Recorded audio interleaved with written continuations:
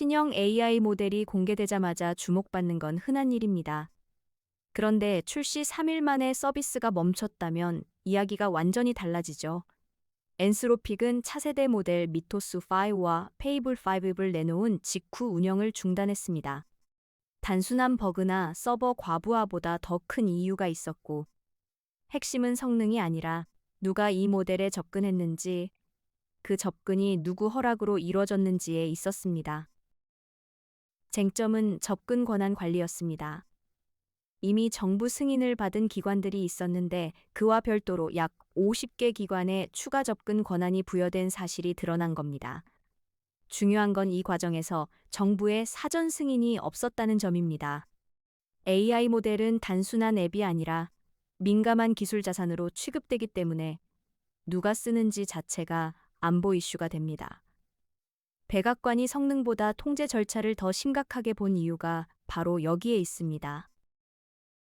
여기서 논란이 더 커집니다.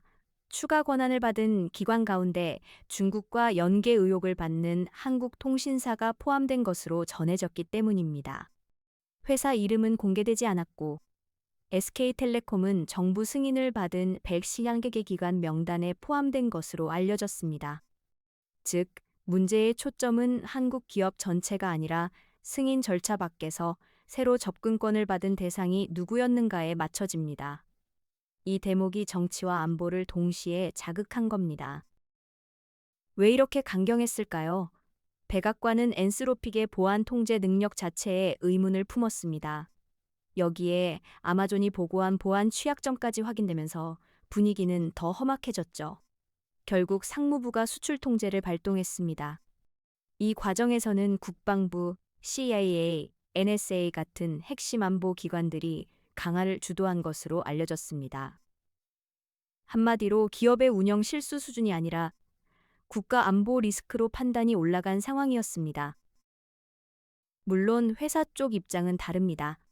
엔스로픽은 정부가 문제 삼은 취약점이 경미한 수준이라고 반박했고, 한국 기업 관련 정보를 의도적으로 숨기지 않았다는 입장도 내놨습니다.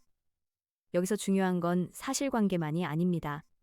같은 사건을 두고 한쪽은 보안 실패로, 다른 쪽은 과도한 해석으로 보고 있다는 점이죠. 기술 기업과 정부가 충돌할 때 자주 벌어지는 장면인데 이번에는 그 간극이 특히 크게 드러났습니다. 그래서 이번 사태를 단순 보안 사고로만 보면 핵심을 놓치기 쉽습니다. 정부 내부에서는 이번 일을 엔스로픽과 트럼프 행정부 사이에 쌓여온 불신이 폭발한 결과로 보는 시각이 나옵니다.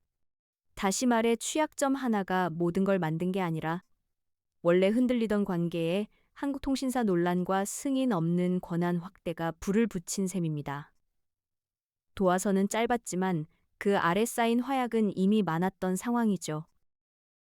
앞으로의 관전 포인트도 분명합니다. 미국 정부는 접근 권한을 받은 기관들이 누구인지 명확하게 파악하고 보안 장치를 강화한다면 제재 해제를 검토할 수 있다는 입장입니다. 결국 답은 기술 홍보가 아니라 통제의 복원입니다. 누가 접근했고, 어떤 절차로 승인됐고, 어떤 보호장치가 작동하는지까지 납득시켜야 하죠. AI 경쟁이 빨라질수록 성능만큼 중요한 건 신뢰라는 사실을 이번 사건이 선명하게 보여줍니다.